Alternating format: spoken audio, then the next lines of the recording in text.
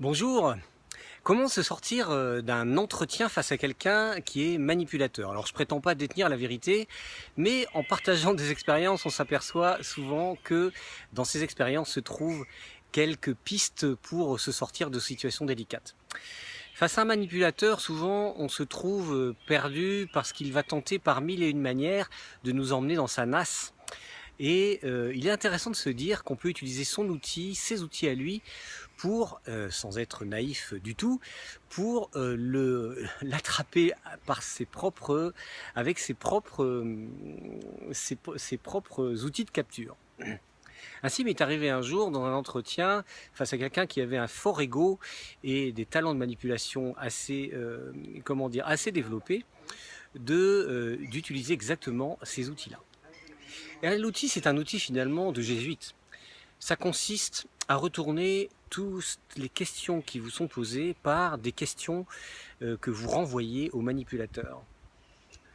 Autrement dit, il vous demande comment vois-tu ce poste, comment vois-tu ce projet, qu'est-ce que tu penses faire face à la situation.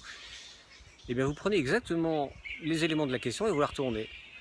Bah écoute, moi je démarre dans ce projet, je démarre dans ce nouveau poste, j'ai ces nouvelles responsabilités et ça m'intéresserait justement de savoir ce que tu en penses toi parce que vu ton expérience, vu ta grande vision de l'entreprise, j'ai besoin de tes conseils pour pouvoir démarrer ce projet ou cette mission avec talent et avec le plus d'outils possible.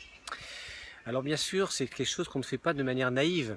On fait ça face à quelqu'un dont on sait qu'il essaie de nous attraper dans, euh, dans un coin pour nous coincer simplement. J'ai eu l'occasion d'appliquer ce genre de choses.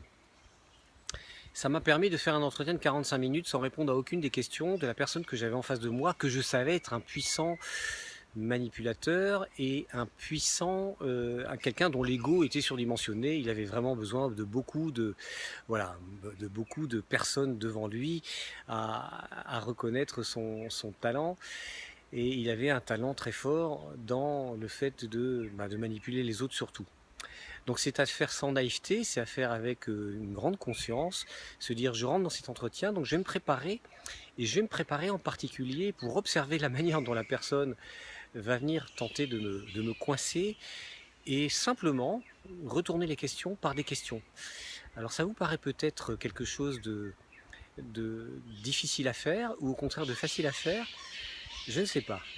Ce qui est sûr, c'est que c'est une prise de conscience de se dire ok, pour cet entretien-là, je vais devoir être très attentif parce que sinon je risque de me faire démolir parce que bien sûr la grande faculté des manipulateurs c'est de vous démolir assez rapidement parce que c'est leur outil principal de prise de pouvoir. Or chacun doit rester dans son propre territoire de maîtrise et de pouvoir, il n'y a pas de raison de se laisser entraîner dans le pouvoir des autres.